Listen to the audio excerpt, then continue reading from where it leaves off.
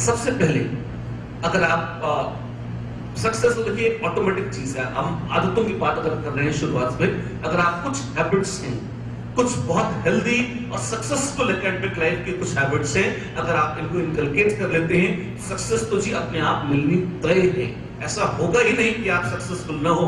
तो सबसे पहला जोर हमारा जो है वो इस बात पर है कि वो कौन सी आदतें हैं जो आपको एक टॉपर बना सकती हैं, उनका मैं वर्णन करता हूं। उसके लिए एक माध्यम है, एक टिपिकल डे आपका कैसा होना चाहिए। एक रेजोनाइट का रेजोनेंस में आपने एडमिशन लिया हुआ है, आप हमारे यहाँ पढ़ने आ रहे हैं, औसतन एक दिन आपका किस तरह का होना चाहिए, मैं इसका ढंग से विस्तार से वर्णन करता हूं। उसी बहाने से ये सारी चीजें अपने आप आती चली जाएंगी कि आपको कैसे पढ़ना चाहिए, गड़बड़ी करेंगे तो क्या समस्याएं आएंगी और उन समस्याओं का निराकरण कैसे किया जाता है। राइट, चलिए मान लीजिए आप हमारे यहाँ एडमिशन ले चुके हैं और कथा शुरू हो गई है।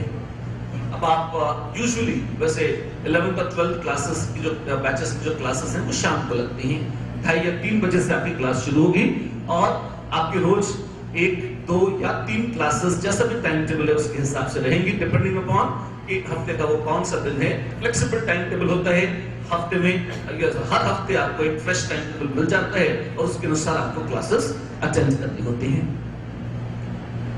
पहली बात, आप जब क्लास में आ रहे हैं तो क्लास में आने के पहले क्या कुछ करके आना है, फिर क्लास में क्या करना है और क्लास के बाद क्या करना है, हम इन तीनों बातों को देखेंगे। 3 बजे आपको यहाँ आना है, मान लीजिए आपने लंच किया अपना और उसके बाद आप यहाँ आ गए। क्लास में पहली बार आप लेट नहीं होंगे और दूसरी बार आप किसी भी सूरत में क्लासेस बंक नहीं मारेंगे। बंक करने का मतलब कभी कभी बच्चे देते हैं कि हमने विशुअली क्लासेस कट कर दी या क्लास हम ठीक ठाक थे, हट्टे कट्टे थे और हम क्लास में नहीं आए। वो तो है ही सही, किसी भी कारण से, वो वैलिड कारण हो, वो इनवैलिड कारण हो, अगर आप क्लास में नहीं आ रहे हैं, मान लीजिए ईश्वर न करे लेकिन मान लीजिए थोड़ी सी तबीयत खराब हो गई, इस वजह से भी अगर आप क्लास में नहीं आ पा रहे हैं, तो ध्यान दीजिए पढ़ाई का जो हर्जा होगा, हर्जा तो होगा ही सही। मैंने आज तक एक बहुत ही कॉमन चीज सारे सक्सेसफुल कैंडिडेट्स में देखी है और वो ये है कि they have all been very very regular. Regularity बहुत आवश्यक है, बिल्कुल नियम पूर्वक आपको क्लासेस में आना है। ध्यान रखिएगा, हमारी एजुकेशन काफी कॉन्सेंट्रेटेड रहती है, वो इतनी हल्की फुल्की नहीं है कि अगर आप 1-2 दिन गायब हो जाएंगे और लौट कर आएंगे और फिर उसके बाद मासूमियत से पूछ लेंगे कि वो हमारा सर वो हमारे 2 दिन का 3 दिन की क्लासेस छूट गई है, अब हम क्या करें। हम आपको मदद कर सकते हैं, बता सकते हैं, लेकिन एक छोटी सी बात का आप ख्याल करें और वो ये, जब हम में से कोई भी टीचर आपकी 1.5 घंटे का लेक्चर तैयार करता है, हमारी सारी क्लासेस 1.5 घंटे की होती है, तो जब हम 1.5 घंटे की एक क्लास तैयार कर रहे होते हैं, एक सिंपल सी गाइडलाइन हम अपनी पूरी फैकल्टी टीम को देते हैं कि आप उस 1.5 घंटे में छात्र को अगर इतना पढ़ा सकते हैं जितना अपने आप खुद पढ़े, तो सेल्फ स्टडी से उसको उतना ही एफिशिएंसी के साथ पढ़ने में, उतनी ही डेप्थ ऑफ नॉलेज गेन करने में, अगर खुद अपने दम पर पढ़ रहा है उसको 5 से 6 घंटे खर्च करने पड़े, उसको अगर हम कंप्रेस करके निचोड़ कर एफिशिएंटली अगर 1 घंटे में 1.5 घंटे में डिलीवर कर देते हैं, तब हम कह सकते हैं कि हाँ हमने ढंग से पढ़ाया या क्लास वास्तव में अच्छी थी। इस एक 90 मिनट्स की क्लास के लिए अगर आप तैयारी की बात करते हैं, ऑन एन एवरेज कोई ऐसे टीचर जिन्होंने 5 से 6 साल का जिनको अनुभव हो, उन्होंने कम से कम इसके लिए 25 से 30 घंटे तैयारी करी होती है। I am talking about every class. और अगर आप सीजन टीचर्स की बात करते हैं, सीनियर टीचर्स की जिन्होंने पूरे कोर्स को फ्रेम किया है, तो मैं आपको फर्स्ट हैंड बता सकता हूं, कम से कम 100 से 125 घंटे की प्रिपरेशन लगी होती है उस एक क्लास में जो 1.5 घंटे आपको बोला जा रहा है, जिसमें उन्होंने 70 से 80 रेफरेंसेस को पढ़ा होता है, बहुत सारे रिसर्च मटेरियल देखा होता है, क्योंकि थ्योरी में बहुत सारे ऐसे पॉइंट्स आते हैं जो एम्बिग्युअस होते हैं, जो स्पष्ट नहीं होते, जिनको सुनकर देखकर बच्चों के मन में कुछ भ्रम पैदा होते हैं, कुछ शब्दावली ऐसी होती है जो गोलमाल होती है, जिसको पढ़कर जब बच्चे सुनते हैं तो वो एक की बजाय एक से अधिक अर्थ लगाने लग जाते हैं। बहुत ही सावधानी से शब्दों को चुनना, इस तरह से कि वो सटीक हो, सारे इंफॉर्मेशंस को ढंग से एक्यूरेटली इस तरह से रखना जिसमें कोई गड़बड़ ना हो, it takes lot of time and effort. लेकिन उस 1.5 घंटे में हम कोशिश करते हैं कि ये सारा अनुभव निचोड़ कर बिल्कुल क्रिस्टलाइन फॉर्म में बच्चों के सामने प्रस्तुत किया जाए, ताकि वो उस चीज को इंस्टेंटेनियसली और जितना डेप्थ में संभव है उस अच्छी तरह से वो उसे ग्रहण कर ले, समझ ले। काम तो ये टेढ़ा है, लेकिन उसमें भी अगर मान लीजिए आप उस दिन गायब हो गए, आप 2-3 दिन ईश्वर न करें, लेकिन मान लीजिए किसी वैलिड कारण से भी अगर आप क्लास नहीं आ पाते हैं, उसके बाद जब आप आएंगे, ठीक है, नो डाउट अगर किसी कारण से क्लास मिस हो जाती है तो हम कोशिश करते हैं कि वो क्लास कॉम्पनसेट हो जाए, बच्चों की मदद करने की भी कोशिश करते हैं। आपको पहले हमारे पहले जो दूसरे वक्ता थे उन्होंने बताया भी होगा कि डाउट सॉल्विंग क्लासेस भी हमारे पास होती हैं, आप नोट्स पूरे कर सकते हैं, डाउट क्लासेस पे जाकर पूछ सकते हैं। लेकिन यथासंभव ये नौबत ना ही आए तो अच्छा। क्यों? क्योंकि हमारा रोज का काम ही इतना होता है कि आप क्लास अटेंड करेंगे, उसके बाद खुद पढ़ेंगे, होमवर्क करेंगे, उसी में पूरा दिन कब निकल गया आपको पता नहीं लगेगा। और अगर आपके पास पुरानी क्लासेस का भी भार है तो कभी कभी ऐसी भी नौबत आ जाती है कि पुराने के चक्कर में न नया पूरा हो रहा है न पुराना कवर हो रहा है, और दोनों से चाहते हैं। इसलिए इट इज वेरी नेसेसरी, आप पहली बात ध्यान में रखें, घर पर जब तक आप थे तब तक माता पिता आपकी तबीयत का विशेष ख्याल रखते थे, आपकी सेहत का ध्यान रखते थे, वक्त से आपने खाना खाया या नहीं, घर से बाहर निकलते समय अगर आप धूप में निकल रहे हैं तो आपने प्रॉपर प्रिकॉशंस लिए हैं या नहीं। अब ये ध्यान आपको खुद रखना है, और ये ध्यान पढ़ाई का ही हिस्सा है।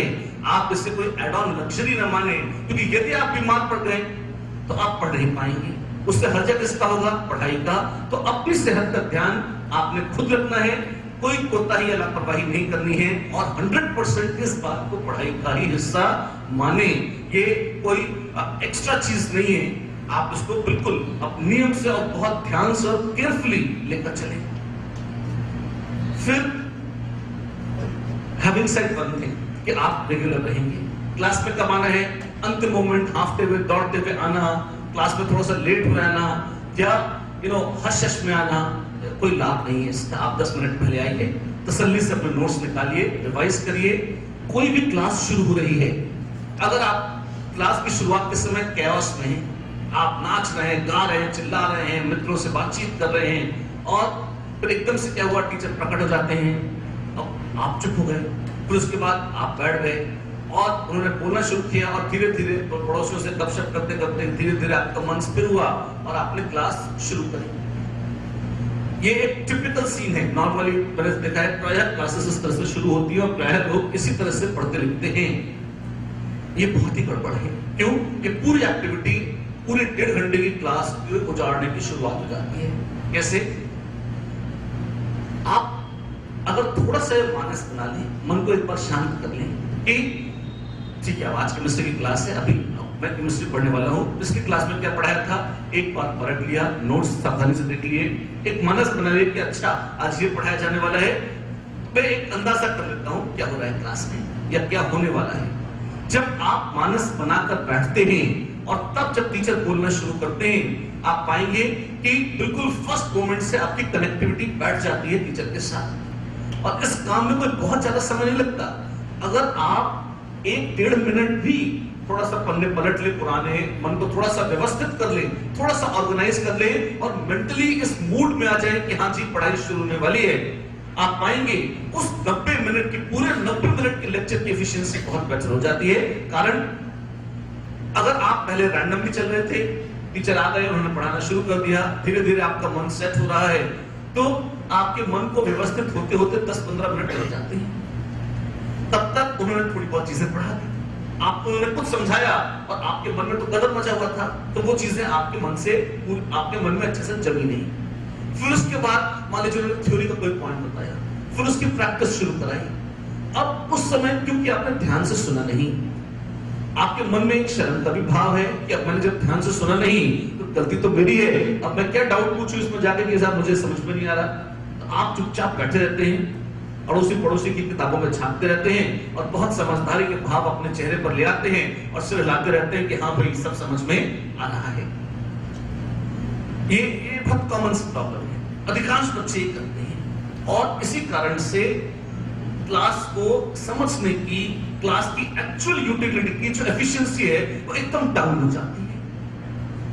बाद में जब बच्चे कभी टाइम मैनेजमेंट की शिकायत लेकर आते हैं कि सर हमसे टाइम मैनेज नहीं हो पा रहा है, हमारे पास वक्त कम पड़ जाता है, काम ज्यादा है, और किस तरीके से हम टाइम मैनेज करें, ये सारी बातें उसी से रिलेटेड है। क्यों?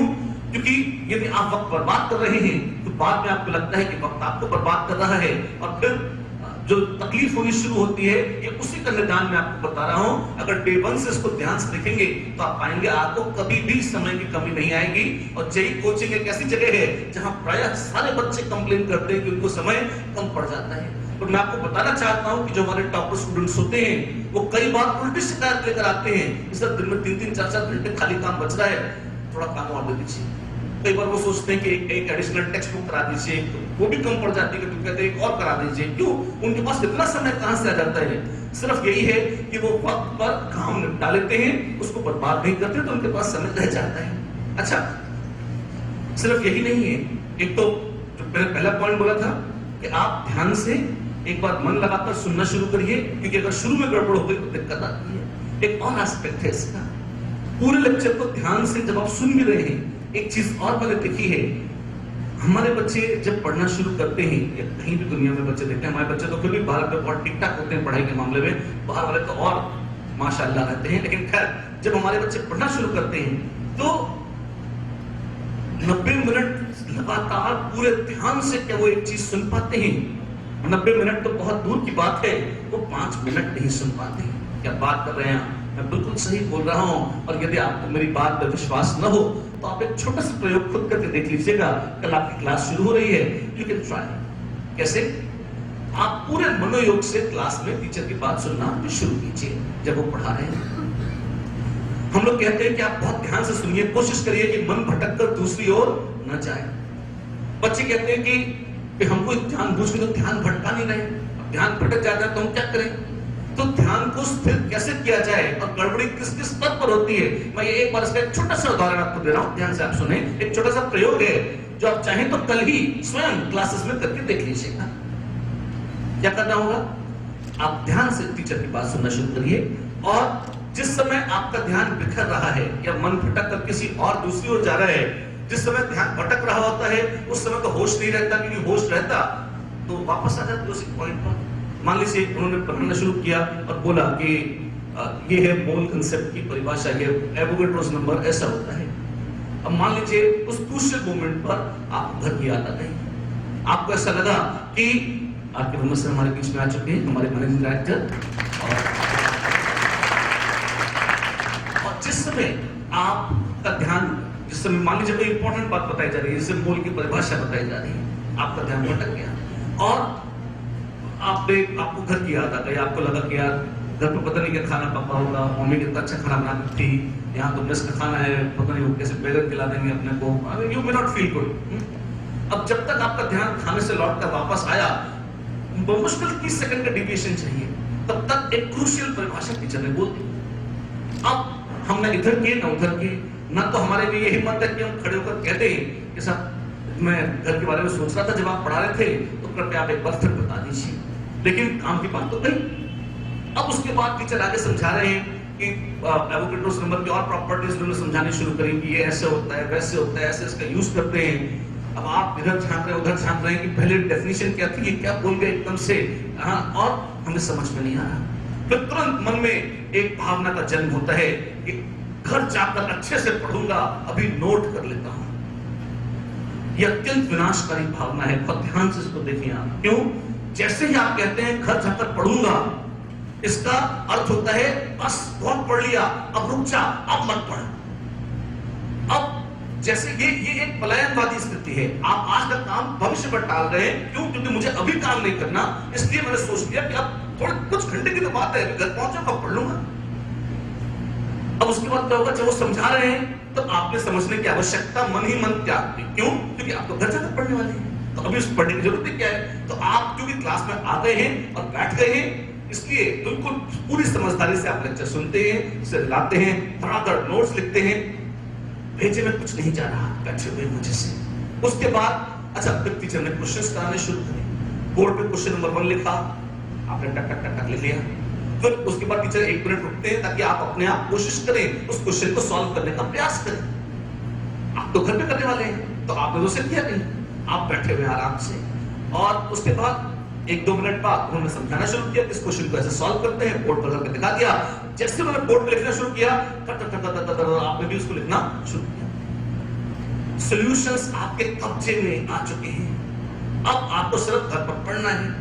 लेकिन इस पूरी लीला का फल ये होगा कि जब आप घर जाएंगे, जब आप नोट्स खोलेंगे, तो 1.5 घंटे की क्लास में, क्योंकि आपने ध्यान दिया नहीं है, वो अपने भविष्य की योजना में जमा कर दिया है, तो अब उस पर ब्याज लग जाएगा और वो 1.5 घंटे का काम बड़े मजे से 3-3.5 घंटे में फैल जाएगा। अगर आप उसको खुद कभी करना चाह रहे हैं, जब क्लास में एक जिंदा टीचर के आपके सामने समझाते हुए आपको पल्ले नहीं पड़ा, तो वो अपने आप कैसे पड़ जाएगा?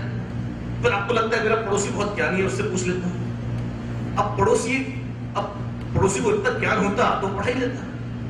लेकिन अच्छा, आप उससे चाहेंगे, नॉर्मली डाउट मोड सेशंस में जब आप अपने मित्रों से डाउट पूछने जाते हैं, तो आप अपना भी विनाश करते हैं और उनका भी करते हैं। क्यों? उन्हें कुछ आता है तो है नहीं ढंग से, तो वो थोड़ा बहुत चीजें आती हैं, कुछ उनके अपने मन के कंफ्यूजन होते हैं। अगर वो क्लियर भी कर देते हैं तो 5 मिनट पढ़ाई की बात होती है और 55 मिनट गप्पें होती हैं, और अल्टीमेटली वो बकवास के अलावा अब कुछ डाउट है चुपचाप लिख लें, अपने आप कोशिश करें पढ़कर सॉल्व करने की। नहीं होता है, क्लास में आकर टीचर से पूछ लें, डाउट क्लासेस में आकर टीचर से डिस्कस कर लें। इधर उधर गप्पाबाजी के लिए जाने की कोई आवश्यकता प्रति भर भी नहीं है। अब उसके बाद मजे की बात है कि अभी यहाँ पर 1.5 घंटे का काम जो छूटा था, उसके लिए आप घर पर आपने 3-3.5 घंटे ड्यू है देने। यहाँ पे ही बर्बादी खत्म नहीं होती है। उसके बाद आपको होमवर्क में डीपीपी करना है, शीट करनी है, उसमें क्वेश्चंस हैं। अब जब आप उन्हें करना शुरू करेंगे तो आपको लगेगा कि आपकी गाड़ी तो अटक गई। क्यों? क्योंकि कोई भी नया चैप्टर आप सीखेंगे तो पहले कुछ क्वेश्चंस में तो आप अटकेंगे ही अटकेंगे। वो अटकने का काम अगर क्लास में हो चुका था, क्लास में टीचर थे, आपने उन्होंने क्वेश्चन लिखाया, आपने सॉल्व करना शुरू किया, आप अटके, और जब टीचर समझा रहे हैं तब आपने उनकी बात सुन ली, तो तुरंत वो चीज समझ में आ जाती है कि अच्छा यहां अटक रहा था, ये सोच की कमी थी, अब ये मिल गई। तो वो काम बिल्कुल 10 सेकंड में हो जाता है।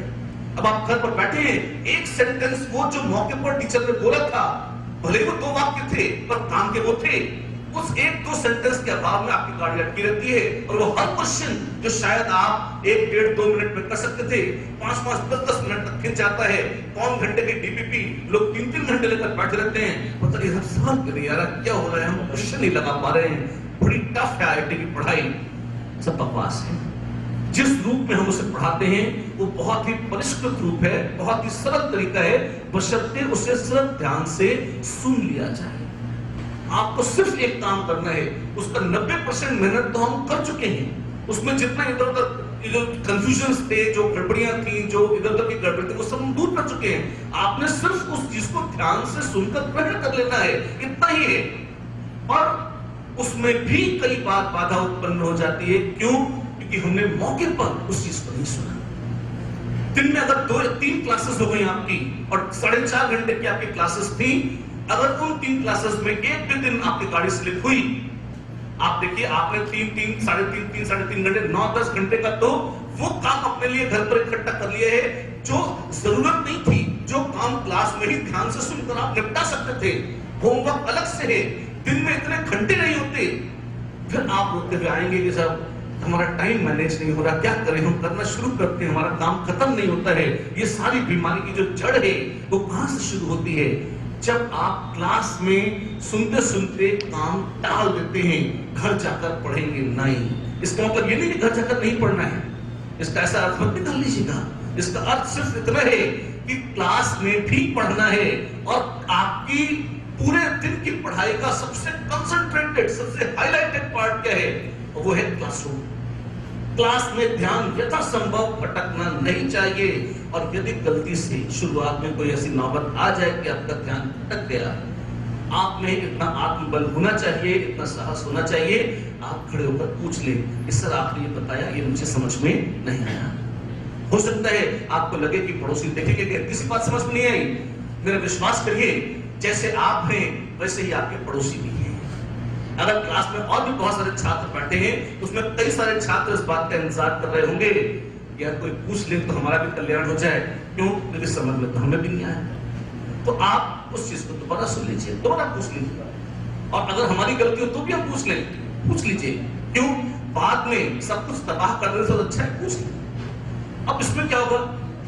फिर आप अच्छा मैंने एक छोटे से प्रयोग के बारे में कहा था कि आप करें वो कथा की उसका जो लिंक था इसमें छूट गया, तो मैं एक बार बताता हूँ। जब आप क्लास मैंने एक तरह के आप छोटा सा प्रयोग करके देखें कि ध्यान कितनी बार भटकता है।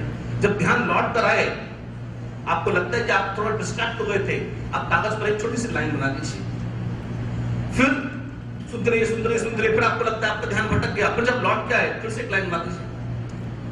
आप जैसे स्टैटिस्टिक्स आपने पढ़ी होगी और उसमें वो बंडल्स बनाते हैं 1 2 3 4 5 1 2 3 4 5, आप वैसे ही बंडल्स बनाते जाइए और देखते जाइए।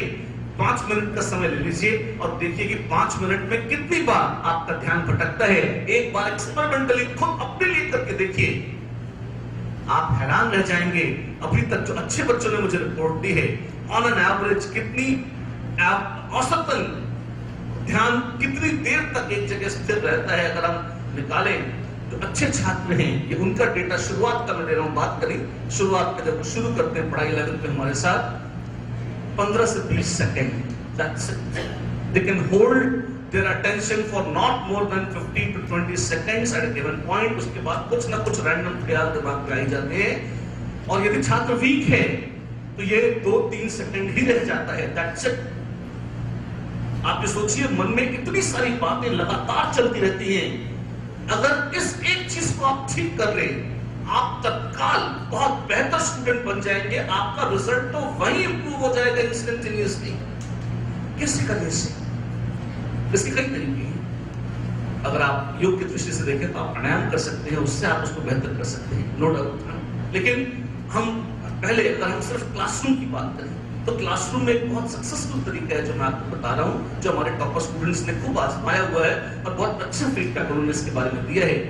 और वो ये है, जब आप क्लास सुन रहे हैं, टीचर की बात सुन रहे हैं, एक तो ध्यान से सुनिए, इस संकल्प के साथ सुनिए कि जो सुनूंगा तत्काल याद हो जाएगा। ऐसे थोड़ी होता है 10-10 बार पढ़ते हैं तब याद होता है, हाँ वो सब पुरानी बात नहीं है। आपके दिमाग में इतनी शक्ति है कि आप कोई बात सुने और वो तत्काल आपके जहन में चली जाए, रजिस्टर हो जाए, याद हो जाए। ऐसे कैसे?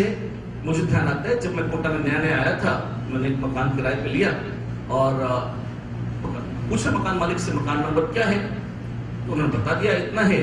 उसके बाद मैं ऑफिस आ गया, लेकिन उन्होंने एक ही बात बताया था और मैंने लिखा भी नहीं था, याद हो गया। क्यों? दिमाग ने एक इमरजेंसी रिकॉर्डिंग करी कि अगर घर ही भूल गया तो लौट कर किस जाऊंगा, क्योंकि पता था कि और कोई चारा नहीं है, इसीलिए उसी क्षण याद हो गया। उसको दोबारा न लिखने की, न रजिस्टर करने की, किसी नौटंकी की कोई जरूरत नहीं पड़ी। और कई बार जब टेक्स्ट बुक्स खोलकर पढ़ते हैं, एक बार पढ़ जाते हैं, उसके बाद जब दोबारा पढ़ते हैं तो लगता है जिंदगी में पहली बार देख रहे हूं, देखा ना सुना बिल्कुल नया नजर आता है। ऐसा क्यों होता है? ऐसा इसलिए होता है कि जब हमें हृदय से विश्वास होता है कि ये चीज अत्यंत महत्वपूर्ण है, इसके बगैर काम नहीं चलना, जब हमारा फोकस बिल्कुल इंटेंसली होता है उस पॉइंट पर, वो चीज अपने आप अंदर चली जाती है। और जब ये नहीं होता तो भले ही आप खुद सतही तौर पर कहते रहे कि हाँ जी बड़ा इंपॉर्टेंट है पढ़ना, हमें तो पढ़ना है, नंबर बढ़ाने हैं, दिल की आवाज नहीं है ये। अगर होगी तो वो चीज भूले नहीं भूलेगी। आप भूल कैसे जाएंगे जी उससे? अगर आपने सुन लिया तो वो तत्काल कंठस्थ हो जाएगा। क्या ऐसा संभव है? हमारे बच्चे बताते हैं कि हाँ संभव है, बिल्कुल। ज्यादा से ज्यादा एक बार ध्यान से सुनने के बाद 1 या 2 रीडिंग, दैट्स इट, और वो चीज पूरी की पूरी सेट हो जाती है दिमाग में। 1-2 की बात नहीं कर रहा, किसी विशेष प्रतिभाशाली बच्चे की बात नहीं कर रहा हूं, मैं उनकी बात कर रहा हूं जो पूरे संकल्प के साथ बैठते हैं कि हमें बहुत अच्छे से पढ़ाई करनी है और हमें अपना लेवल बढ़ाना है और हमें बहुत शानदार रिजल्ट लेकर आना है। आपको सिर्फ एक संकल्प शक्ति की आवश्यकता होती है। आप दृढ़ निश्चय के साथ बैठेंगे, कोई कारण नहीं है कि आप इस काम को न कर पाए, भले ही अतीत में आप कितने भी भुलक्कड़ क्यों न रहे हों। तो जो आप ध्यान रखिएगा, बहुत जो काफी समय में इस बात पर खर्च कर रहा हूं कि क्लास कैसे अटेंड करनी है। क्यों? क्योंकि किसी क्लासरूम कोचिंग के लिए आप यहां चलकर आए हैं तो उसका फायदा उठाने से आप चूक न जाएं और टीचर की पूरी बातें ध्यान से सुननी है, इस एटीट्यूड के साथ सुननी है कि तत्काल चीजें याद हो जाएं। अब ये याद कैसे होंगी? याद होती नहीं, हम क्या करें? तो आप मेन पॉइंट्स को जब आप नोट्स लिख रहे हैं तो अंडरलाइन करते जाएं। क्यों? जब टीचर डिक्टेशन दे रहे हैं तो बच्चों का इतनी 9-10 तक तो आपने बाहर पढ़ाई करी है, बच्चों का एक बड़ा अच्छा अभ्यास हो जाता है कि वो बिल्कुल मशीन की तरह लिखना सीख जाते हैं। मतलब बिल्कुल हाथ चल रहे हैं, कान सुन रहे हैं, बकायदा सारे नोट्स धड़ाधड़ सुंदर सुंदर हैंडराइटिंग पे छापते चले जा रहे हैं, बुद्धि में कुछ नहीं जा रहा। बिल्कुल ऐसा संभव होता है, अधिकांश बच्चे ऐसे लिखते हुए देखा है। अगर इस चीज को आप सुधार लें, अगर आप लगातार उसको समझते हुए लिखें, भले ही टीचर उस नोट्स को डिक्टेट कर रहे हैं, पर आप उस दौरान अपने माइंड को यदि एक्टिव रखें तो वो वक्त बर्बाद होने से बच जाएगा और उस समय में वो चीज आपको तत्काल याद हो जाएगी। क्या संभव है? बिल्कुल। और इसको ढंग से करने के लिए एक दो बड़ी अच्छी आदतें हैं जो आप डालें। एक, डिक्टेशन टीचर दे रहे हैं तो उसके इंपॉर्टेंट पॉइंट्स को आप अंडरलाइन करना शुरू कर दें। क्यों? आप उसे तभी अंडरलाइन कर पाएंगे जब आप समझ लेंगे।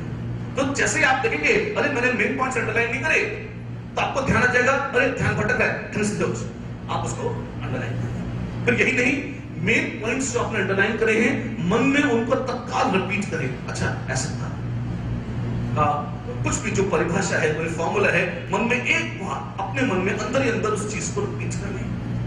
फिर जब आप नोट्स लिख रहे हैं थोड़ा सा तेज लिखने का अभ्यास बनाएं अपना, और हर 2-3-4 सेंटेंस जब आपने लिख लिए हैं, 1/4 पेज या रजिस्टर के बराबर जब आपने लिख लिया है, उसकी समरी सबसे ऊपर मार्जिन में जगह खाली होती है, मार्जिन में उसकी समरी लिख लें। समरी क्या होती है? समरी का मतलब है वो चीज जो आपको याद करनी पड़ेगी, जिसको आप लॉजिक से प्रेडिक्ट नहीं कर सकते, जो सूचना है, जो फॉर्मूला है, जो परिभाषा है, जिसके बगैर आपका काम नहीं चलेगा, जो आपको कंठस्थ होनी चाहिए, जो याद होनी चाहिए, वो चीज आप ऊपर मार्जिन में लिख लीजिए। इसका क्या फायदा है? इसका बहुत फायदा है। क्यों? क्योंकि जब आप समरी लिख रहे हैं तो आप देखेंगे आपने समरी लिखी और नीचे डिटेल्स है। जब आप रिवीजन कर रहे होंगे समरी रिवाइज करना चाहिए, और जहां आपको लगता है आपको समरी समझ में नहीं आ रही, वहां नीचे पढ़ लीजिए, विस्तार से लिखा हुआ है। तो आप लेक्चर और शॉर्ट नोट साथ साथ बनाते हुए चलेंगे। क्या ये काम क्लास में करना संभव है? बिल्कुल संभव है। थोड़ा सा पहले दिन दूसरे दिन आपको दिक्कत आ सकती है, पर आप कोशिश करते रहेंगे तो तीसरा लेक्चर तक आप बड़े मजे से इस काम को करने लग जाएंगे। कभी कभी ऐसा हो सकता है कुछ पोर्शन में आपको लगे कि आपको समझने में ज्यादा वक्त लग गया, लिखने में ज्यादा वक्त लग गया, और आपको इस समरी लिखने का मौका नहीं मिला। कोई बात नहीं, आप उस पोर्शन को जैसे ही क्लास खत्म होती है तब लिख लीजिए। क्लास खत्म होने के 5 मिनट एक्स्ट्रा बस आप अगर दें तो बची कुछ समरी को पूरा करके बिल्कुल चकाचक उस लेक्चर को आप समराइज कर सकते हैं। और पहला काम ये करें कि उस समरी को कंठस्थ कर लें। इसका क्या फायदा है? इसके बहुत सारे फायदे हैं। जैसे बेसिक थ्योरी, जैसे टीचर्स पढ़ा रहे हैं, मान लीजिए हमने आपको पढ़ाया कि एडियाबैटिक प्रोसेस ऐसी है जिसके लिए DQSC हो, ये परिभाषा दे दी, फिर उसके बाद पढ़ा क्या कि एडियाबैटिक प्रोसेस ऐसी होती है, ऐसी होती है, ऐसी होती है, उस थ्योरी के पॉइंट्स बताएं। उसके बाद क्वेश्चंस कराने शुरू करें। जब हम क्वेश्चंस कराने शुरू कर रहे हैं तो हमें उस थ्योरी, उस परिभाषा की और उन फॉर्मूलों की आवश्यकता है जो हमने अभी थोड़ी देर पहले 5-7 मिनट पहले आपको बताए। अब यदि आपने उस पोर्शन को ध्यान से नहीं सुना तो आप उन क्वेश्चंस को क्लास में अपने आप नहीं कर पाओगे, आपको वो सुनना भी तो पड़ेगा। तो जब आपने थ्योरी को ध्यान से सुना है तो आप पाओगे आप क्लास में क्वेश्चंस को भी ढंग से करोगे। अगर क्वेश्चंस को क्लास में ढंग से कर लिया तो आपका बैकलॉग क्रिएट नहीं होगा। अब जब घर पे आप DPP करोगे, अगर उस पर टाइम लिखा है 45 मिनट्स, आप कई बार देखोगे आपका 25 मिनट्स भी हो जाएगा। और विश्वास करिए वो DPP इतनी हल्की नहीं है। ऐसे भी लोग हैं जो 45 मिनट्स के DPP को 2-2 घंटे लेकर बैठे रहते हैं। और कौन से हैं लोग? ये वो लोग हैं जिन्होंने क्लास में थ्योरी को ध्यान से नहीं सुना, क्लास को ध्यान से नहीं खुद सॉल्व किया। क्लास में अटकते तो टीचर बाहर निकाल लेते, अब घर पर बैठे और अटक रहे हैं, बाहर निकालने वाला कोई नहीं है, उनका बर्बाद हो जाता है। और फिर ये एक वीक स्टूडेंट के बनने की प्रक्रिया है। बच्चे वीक कैसे हो जाते हैं? ऐसे हो जाते हैं। इस समय t=0 पर जब आप शुरुआत कर रहे हैं, आप सब एक स्तर पर हैं। अब यहां से किस दिशा में आप जाएंगे ये आपके ऊपर है। एक भी दिन छूटने न पाए, एक भी लेक्चर छूटने न पाए। एक भी लेक्चर छूटा और सुरक्षा चक्र टूटा, इसमें कोई गड़बड़ नहीं होनी चाहिए। अगर आप ध्यान से नियम पूर्वक इस काम को करें, लेक्चर्स को ध्यान से सुनेंगे, उसकी समरी लिखते जाएंगे, मेन पॉइंट्स हाईलाइट करते जाएंगे, समरी को फर्स्ट प्रायोरिटी पर कोशिश करेंगे कि वो क्लास में याद हो जाए। और कुछ कसर रह गई है तो लेक्चर के तुरंत बाद उसे कोशिश करेंगे याद हो जाए, और उसके बाद जब घर जाएंगे तो क्या करेंगे, चाहे खाना खाएंगे और क्या करेंगे, हाँ रुकिए, मैं मानता हूं कि जब आप घर जाएंगे तो आपको भूख लग रही होगी क्योंकि शाम हो गई होगी, लेकिन एक नियम, थोड़ा सा कठोर नियम है, और एक बार अगर आप इसकी पालना कर लें तो ये आपके लिए बहुत ही बेनिफिशियल नियम है। बिल्कुल प्रण कीजिए कि जो लेक्चर्स आपने सुने हैं उनकी समरी याद करे बगैर आप खाना नहीं खाएंगे। अब ये बात पेरेंट्स और विशेष तौर पर जो यहाँ माताएं बैठी हैं, जो मम्मीज बैठी हैं, उनका मैं देखा उनका मुंह खुला का खुला रह गया, क्योंकि जब खाने की बात आ रही है, जब बच्चा खाना नहीं खाएगा, इट्स ओके, बच्चा थोड़ा सा बड़ा हो गया है, इट्स परफेक्टली फाइन, ये उसी के फायदे की बात है, इसमें इसका कोई नुकसान नहीं है। As a matter of fact खाने के बाद हल्की सी नींद सी आने लगती है, मन थोड़ा शिथिल हो जाता है, भूखे पेट बहुत अच्छा काम होता है। हमने तो सुना है भूखे भजन नहीं हुए, वो सब वो अलग बातें हैं, है ना। मैं आपको बिल्कुल फैक्ट बता रहा हूँ, इंसान जब बहुत ज्यादा पेट भरा होता है ना उसका, तो बहुत ज्यादा काम नहीं करता। जब आपका मन, आपको जब दृढ़ निश्चय है, आपको पता है कि अगर मैंने ये काम खत्म ना किया तो मैं खाना नहीं खाऊंगा, आप देखेंगे मन अपने आप सध जाएगा। जिस समय आप लेक्चर में बैठे होंगे ना, एक दफे अगर आप भूखे रह गए हैं, और कितना 15-20 मिनट का काम है, ज्यादा लंबा काम नहीं है, अगर आपने लेक्चर की समरी ढंग से लेक्चर में बना ली है, एक बार फिर कोशिश करके याद कर लिया है, तो आधे से अधिक काम तो आपका हो ही चुका है। खाली मुश्किल से आधा पेज है हर लेक्चर में, जिस बात को याद करना है, ध्यान से सुना है तो आधे से अधिक याद हो ही चुका है, एक दो बार देखना है। और याद करने का अर्थ क्या है, उसको पढ़ना, खाली अक्षरों पर बार बार निगाहें दौड़ाना ना ना, रजिस्टर बंद कर लीजिए और कथा बांटनी शुरू करिए। यदि आप A to Z सारी कथा कह सकते हैं तब वो आपको याद रहे, अटक गए तो आप रजिस्टर खोलिए, फिर पढ़ लीजिए, फिर बंद करिए, फिर चालू करिए, और ये पूरी चीज आपके दिमाग में रहनी चाहिए। कारण IIT में कितने रजिस्टर अलाउड हैं, IIT का एग्जाम आप देने जाएंगे तो कितने फॉर्मूलों की लिस्ट अपने साथ ले जा सकते हैं, कितने रजिस्टर या कितने किलो रद्दी अपने साथ ले जाना अलाउड है, कुछ नहीं। आप सिर्फ पेन, पेंसिल, रबर कटर इत्यादि और अपनी खोपड़ी, अपना मस्तिष्क, अपना दिमाग, बस यही आपके साथ paper of the examination hall में जाएगा। तो जितने रजिस्टर हैं उनमें से कोई आपके काम नहीं आने वाला, वो सारा डेटा, वो तो टेम्परेरी है, वो सारा डेटा मस्तिष्क में ट्रांसफर होगा। और यदि आपको लगता है ये काम आपको ज्यादा लग रहा है, एक दिन का काम अगर आपको ये ज्यादा लग रहा है, तो 2 वर्षों में आप हर सब्जेक्ट में शायद 300-350 लेक्चर सुनेंगे, तो 1-1.5 लेक्चर्स क्या आप रातों रात याद कर लेंगे? ऐसा कभी नहीं होगा। अगर वो एक दिन का काम एक दिन में नहीं हो रहा, 2 दिन का काम 2 दिन में नहीं हो रहा, तो 100 दिनों का काम एक दिन में आप कैसे कर लेंगे? ये संभव नहीं है। आपको पहले ही दिन से इस बारे में प्रयास करने होंगे। और मेरा विश्वास मानिए, जब आप संकल्प करके पढ़ने बैठेंगे, आप खुद अपने आप पर हैरान रह जाएंगे। आप पाएंगे ये सब करने की क्षमता बकायदा आप में है। हो सकता है आपने ऐसे पढ़ा हो सकता है आज तक आपने ऐसे न पढ़ा हो। अगर आपने ऑलरेडी पढ़ा है बहुत अच्छी बात है, उसमें और निखारा जाएगा। अगर नहीं तो इसकी मोस्ट अर्जेंटली आपको आवश्यकता पड़ेगी। क्यों?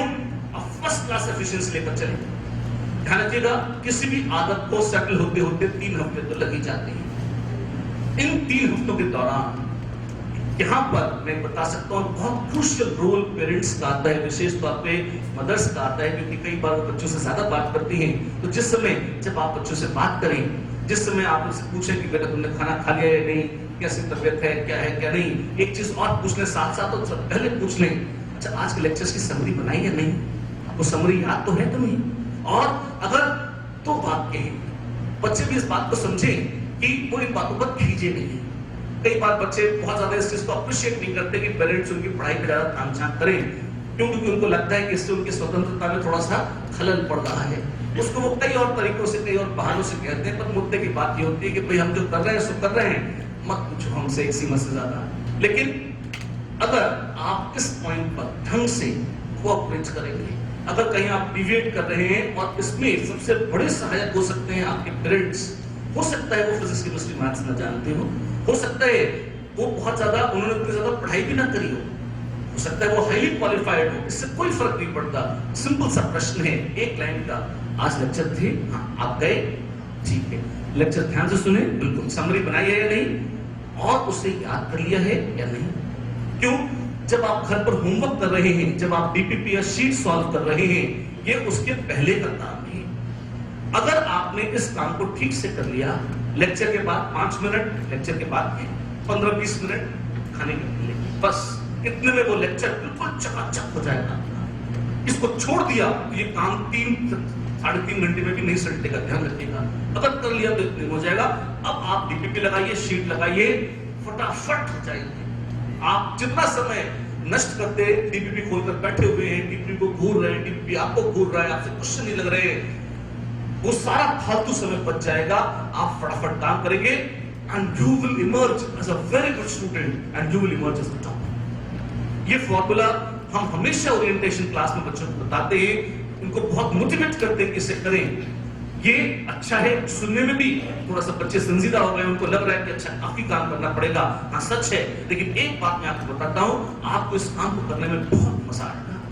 जब आपको दिल से विश्वास होता है कि आप जो कर रहे हैं इससे आपका विकास हो रहा है, आप सीख रहे हैं, आप बेहतर मनुष्य बन रहे हैं, ये एक्टिविटी अपने आप में आपको इतना सुख देती है, इतना आनंद देती है, इसका कोई मुकाबला नहीं है। लोग पेंट करते हैं, लोग पोएट्री लिखते हैं, क्यों करते हैं? क्या मजा आता है? माता पूरी तरह खाली बोलते, they enjoy it, they feel कि उन्होंने कुछ अच्छा काम किया है। जब भी आप कुछ अच्छा कर रहे होते हैं, आपको खुद एक अच्छी फीलिंग आती है। जब आपके मन में कंसंट्रेटेड पढ़ाई करने के बाद वो जॉय आपके मन में आना शुरू हो जाए, आपको एक ऊप न लगे, आपको एक खींच न लगे, उल्टा आपको मजा आए, अरे वाह ऐसे पढ़ लिया हमने, तो आप समझिए कि बस आप बिल्कुल एक अच्छे सेट पॉइंट पर आ गए हैं। और अब इसके बाद there is no looking back, आप बहुत शानदार और सेफ मोड में आ गए हैं। अब आपको जीतने से कोई नहीं रोक सकता और अब आपको आईआईटीएन बनने से कोई नहीं रोक सकता। क्यों? मोस्ट ऑफ द आईआईटीएंस के जो सबसे कॉमन कैरेक्टरिस्टिक आप देखेंगे, all of them enjoy working. उनको अपने काम से प्यार होता है, वो बहुत शिद्दत के साथ काम करते हैं, लगातार continuous concentrated high quality output को दे सकते हैं, और जो नहीं दे सकते वो प्रायर टेक में सेलेक्ट हैं। तो ये एक बहुत डिस्टिंग्विशिंग कैरेक्टरिस्टिक है। अगर वो जज्बा आप अपने आप में पैदा कर लेंगे, किसकी मचाल है जो आपको आईआईटी में सेलेक्ट होने से रोक ले, आप सेलेक्ट नहीं होंगे तो आप कौन होगा? फॉर्मूला सिंपल है, ओपन है और आपके सामने है। आप ये आपके ऊपर है कि आप उसे चुनते हैं या नहीं। आप उसको चुन लीजिए, आईआईटीज आपको चुन लेंगे। नियम से पढ़ा, होमवर्क किया, सोने के पहले उस दिन कम से कम एक सब्जेक्ट का होमवर्क अवश्य खत्म करिए। अगले दिन अच्छा, और सोने के पहले क्या करेंगे? लेक्चर की समरी रिवाइज करनी होगी आपको। You must revise the lecture summary of that day. अगले दिन उठते ही क्या करेंगे? सबसे पहले आप ब्रश करते हैं, उसके साथ साथ दिमाग में टेप रिकॉर्डर चालू हो जाए। रिवीजन कंटिन्यूअस चलना चाहिए। रजिस्टर खोल के, रजिस्टर है, आपको कॉन्फिडेंस नहीं आ रहा, रजिस्टर खोल लीजिए। अदरवाइज आपने तो याद कर लिया है, अब तो स्मृति से ही आप पूरा चक्र घुमा सकते हैं। तो एक बार पूरा रिवाइज कर लीजिए। अगर सुबह का ये रिवीजन छूट गया तो आप पाएंगे 70 से 80% साफ हो जाएगा पुराना काम पिछले दिन का। तो इसलिए ये रिवीजन बड़ा इंपॉर्टेंट है, सुबह का टाइमली रिवीजन। आप एक बार उसे रिवाइज कर लीजिए, कहीं गाड़ी अटकती है नोट से चेक कर लीजिए, फिर से मन में रिपीट कर लीजिए, पक्का हो गया। एक सब्जेक्ट आपने पूरा कर लिया है, अगले दिन 2 सब्जेक्ट्स बचे हैं, 2 सब्जेक्ट्स पूरे कर लीजिए। तब भी अगर आप ढंग से काम कर रहे हैं, आपके पास दिन में कम से कम 2 घंटे रिवीजन के लिए बच जाएंगे। और पहले का रिवीजन आप कर सकते हैं, कुछ नया पढ़ना चाहें पढ़ सकते हैं, खेलना चाहें कूदना चाहें, आनंद मनाना चाहें, उसके लिए भी यहाँ स्कोप है। एक चीज और, मन के सारे डिस्ट्रैक्शंस आपको त्यागने होंगे इन 2 वर्षों में। कोटा की असाधारण सक्सेस का कारण जानते हैं? एक प्रमुख कारण है कि बच्चे बाहर से आकर रहते हैं और उनके पास एक बहुत खतरनाक चीज नहीं रह जाती, और वो है TV. Television is the most major time waster for students. हो सकता है आपको मेरी बात अजीब और बुरी लगे, टीवी आपको बहुत आकर्षक और मासूम लग सकता है। आप हो सकता है आपने उनको डिस्कवरी चैनल देखते हैं, ज्ञान प्राप्त करते हैं, ऐसी क्या बात है? तो बकवास है, मैं जानता हूं। दूसरी बात, जितने समय तक आप उसे देख रहे हैं, आधा घंटा, 1 घंटा, 1.5 घंटा, जितना भी समय आप उसमें इन्वेस्ट कर रहे हैं, हो सकता है आपको लगे आपने कहा था 2 घंटा बच जाएगा, मैं तो कल 1 घंटा टीवी देख रहा हूं। ये इसलिए आज बोलना पड़ रहा है, क्यों? क्योंकि जो नेटवर्क प्रोवाइडर्स है, स्टेटस का है, इसने एक बड़ी वाहियात सर्विस निकाली है। कौन सी? Anywhere TV. और वैसे तो इससे कोई फर्क नहीं पड़ता, पर हम आश्चर्यचकित रह गए जब उन्होंने खुद बताया कि कोटा में सबसे ज्यादा सेल है इसकी। हमारा बहुत दिमाग खराब हुआ, हमने कहा कोटा में क्या कारण है बिकने का? समझ तो हम गए कि बच्चे लोग खरीदते होंगे इसलिए कोटा में सेल है, तो कोटा में ऐसा कौन सी खास बात है? अब इसका मतलब है कि जो सुरक्षा कवच यहाँ था कि आपको टेलीविजन की एक्सेस नहीं थी, तो आपका अच्छा टेलीविजन जितना आपने आधा घंटा देखा है तो वो सिर्फ आधा घंटा बर्बाद नहीं होता। वो जो इमेजेस होती हैं वो दिमाग में लगातार चलती रहती हैं। वो लेक्चर के दौरान भी आती है, वो पढ़ने के दौरान भी आती है, वो होमवर्क के दौरान भी आती है। 24 घंटे वो चक्र घूमता रहता है, वो दिमाग से निकलती नहीं है। और आप भी देखिए कि उस अपने जो भी वो विजुअल प्रेजेंटेशंस बनाते हैं उसको बनाने में बहुत लोगों की मेहनत लगी होती है, बहुत लोगों ने उसमें कोई आर्ट डायरेक्शन कर रहा है, कोई ऐसा कर रहा है, कोई वैसा कर रहा है, तो वो एक बड़ी अच्छी आउटपुट देते हैं। वो आउटपुट होती ही इसलिए है कि वो आपके दिमाग पर एक इंप्रेशन डाल सके, तो वो इंप्रेशन पड़ जाता है। स्वाभाविक है। टेलीविजन का अभाव आपको हद से हद 2 दिन खलेगा, तीसरे दिन से आप पाएंगे आपकी आदत खत्म हो जाएगी। इस तरह से खत्म हो जाएगी ऐसे उसकी आवश्यकता ही नहीं थी। फिर आपको शायद आश्चर्य होगा अगर आप हफ्ते 10 दिन बाद सोचेंगे इस बारे में कि क्या जीवन में कोई कमी रह गई है। हाँ, पाएंगे कोई भी कमी नहीं रह गई, इनफैक्ट जीवन और खूबसूरत और बेहतर होता है। आप खुद ही अनुभव कर लेंगे इस बात को। बहुत अच्छी बात है। पेरेंट्स क्योंकि जब यहाँ से घर जाते हैं वो इमोशनली काफी अनस्टेबल होते हैं, तो ऐसे में अगर बच्चा फरमाइश कर दे यहाँ तो मम्मी टीवी भी नहीं है, क्या हम एक वो छोटा सा एक वो गैजेट ले लें? हाँ हाँ क्यों नहीं, चलो तुरंत फटाफट एंडन बच्चों को एक खट से वो टाटा स्काई अवेलेबल हो जाता है। इससे बचिए।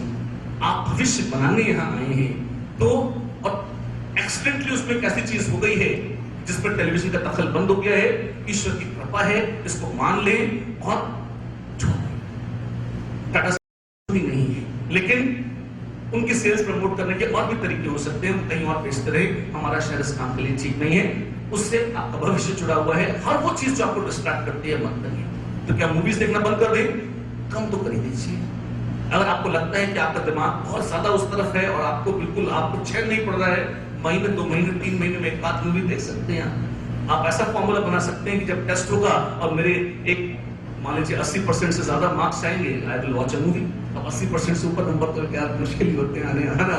तो एवरेज जब 30% रहता है, 80% तो जाने का प्रश्न ही नहीं उठता। लेकिन फिर भी आप जो भी परसेंटेज अपने लिए टारगेट परसेंट तय करते हैं, गिव योरसेल्फ अ ट्रीट।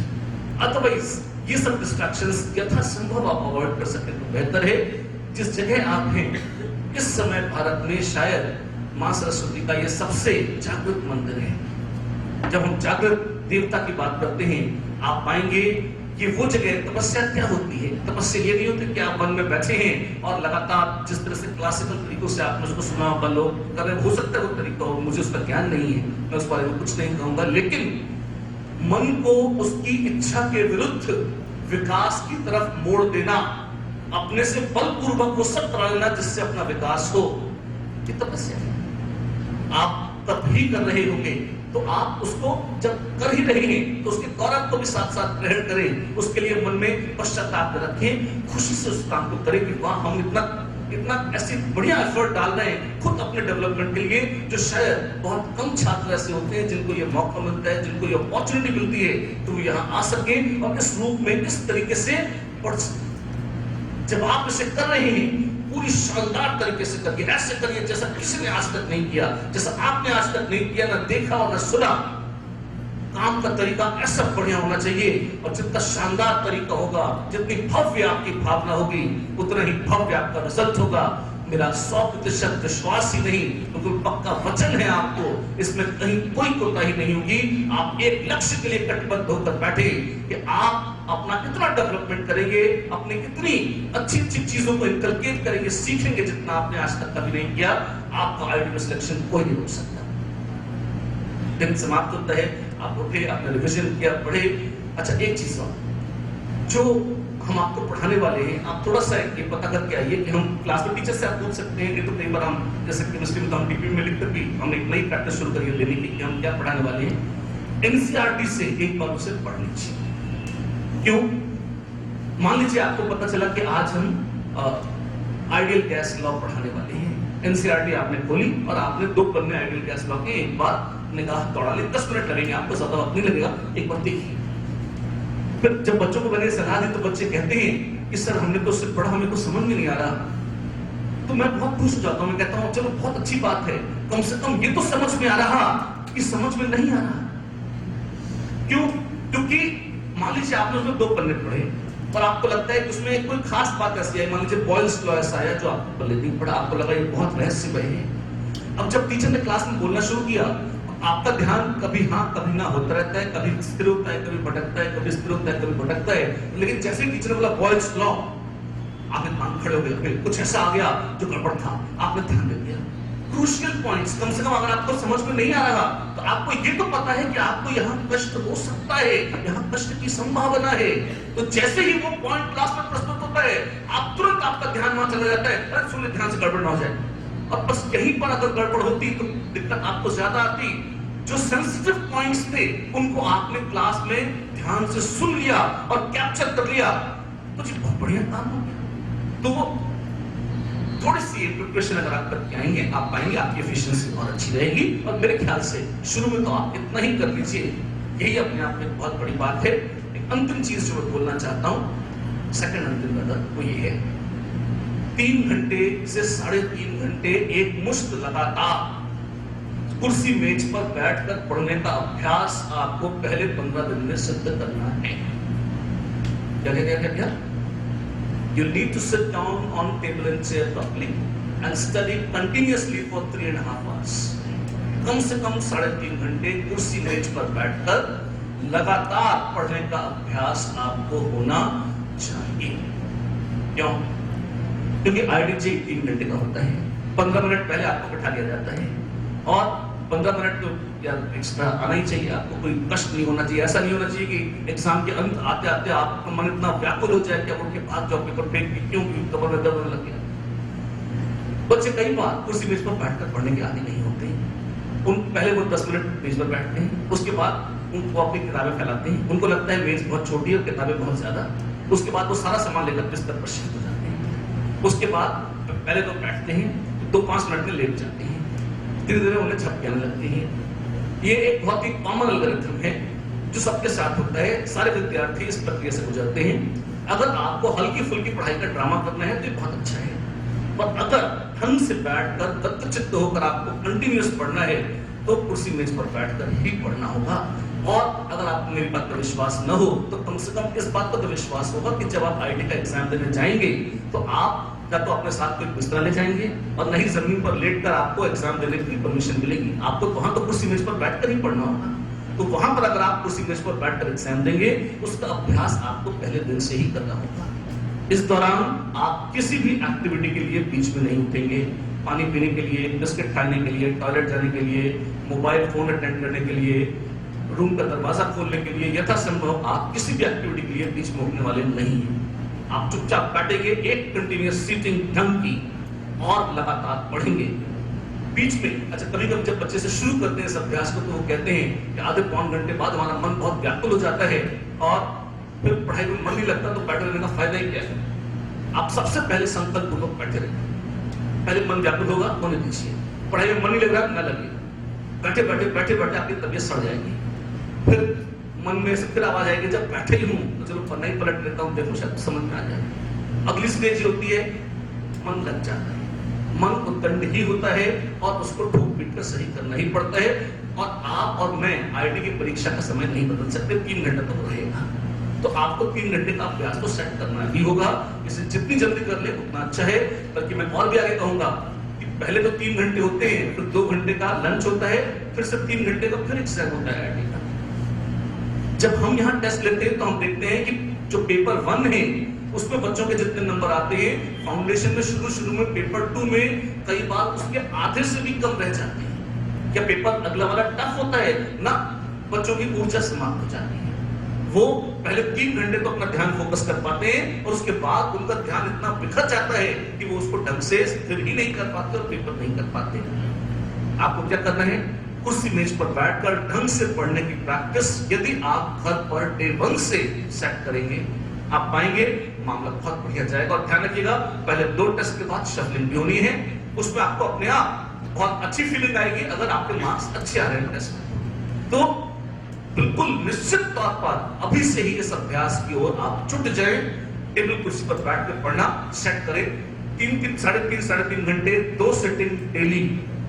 पहले एक सेटिंग से शुरू करिए और नहीं तो 2 सेटिंग से इकट्ठे ही शुरू करके देखा जाएगा, बिल्कुल कर लेंगे आप, मुझे विश्वास है इसका। बहुत सारी बातें होंगी। एक लास्ट चीज, वो अब इतनी सारी बातें मैंने जनरल स्टडीज के बारे में करी है, केमिस्ट्री के एक बात छोटी सी बोलकर मैं कहानी को अपनी यहाँ पर आज के लिए समाप्त करता हूँ। केमिस्ट्री पढ़ने के बारे में एक छोटी सी सलाह है आपको। केमिस्ट्री अभी आपने पढ़नी शुरू तो नहीं करी है, तो जाहिर सी बात है केमिस्ट्री के बारे में बोलने का कोई औचित्य नहीं है। लेकिन जब आप केमिस्ट्री पढ़ेंगे, एक कंसेप्ट अगर आपका क्लियर नहीं होगा तो आप बड़ा दुख पाएंगे। इसलिए पहले बता देता हूं, केमिस्ट्री के 2 बड़े महत्वपूर्ण हिस्से हैं। एक जो लॉजिकल रीजनिंग का होता है, जो किसी भी साइंस का होता है, जिसको हम समझना कहते हैं, और दूसरा जो इंफॉर्मेटिव होता है, जो सूचनाओं को बटोरने का होता है, जिसको शुद्ध देसी भाषा में रटना कहते हैं। किसी भी सब्जेक्ट में ये दोनों ही कंपोनेंट्स होते हैं, पर हमारे खूबसूरत सब्जेक्ट केमिस्ट्री में ये रटने का कंपोनेंट जरा भारी होता है। मतलब आपको कई चीजें ऐसी हैं जो याद करनी है। इस पोटेशियम डाइक्रोमेट का कलर क्या है? ऑरेंज है। कैसे पता? याद है। या मार्शल्स एसिड क्या है? अब मार्शल का नाम तो आप किसी भी सीमा में प्रेडिक्ट नहीं कर सकते। तो कुछ चीजें ऐसी हैं जो हैं और वो आपको उसी रूप में ग्रहण करनी होंगी। इस काम को आप अंत में एक मुश्त नहीं कर पाएंगे। कई बार बच्चे याद करने वाली चीजों को टाल देते हैं कि अंत में इकट्ठा याद करेंगे, आज याद कर लिया तो कल भूल जाएंगे ना, तो एग्जाम के पहले रटेंगे। ऐसे नहीं होता था।